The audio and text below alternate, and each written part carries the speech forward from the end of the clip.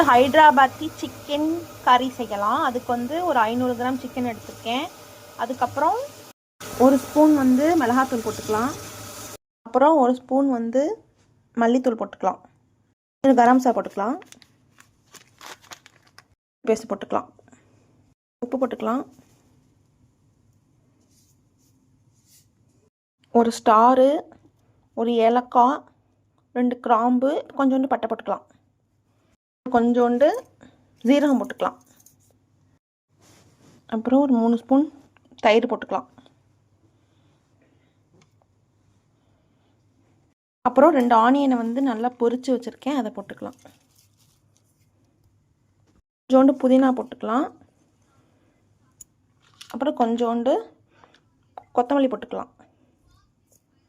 முந்திரி வந்து ஊற வச்சுருக்கேன், இதை வந்து கொஞ்சோண்டு தண்ணி ஊற்றி அரைச்சிக்கலாம். அரைச்சி வச்ச பேஸ்டில் ஊற்றிக்கலாம். இப்போ எல்லாம் போட்டாச்சு, இதை பிசைஞ்சிக்கலாம். 2 ஸ்பூன் நெய் ஊற்றிருக்கேன். இப்போ இன்னும் சூர்ன சிக்கனை போட்டுக்கலாம். கொஞ்சோண்டு தண்ணி ஊற்றிக்கலாம். ஒரு 20 நிமிஷம் வந்து மூடி போட்டு மீடியம் ஃப்ளேமில் வேக வச்சுக்கலாம். 20 நிமிஷம் வந்து கொதிச்சிருச்சு. அவ்வளோதான், சிக்கன் ரெடி. எப்படி இருக்கு? குட், சூப்பராக இருக்கு, நல்லா இருக்கு.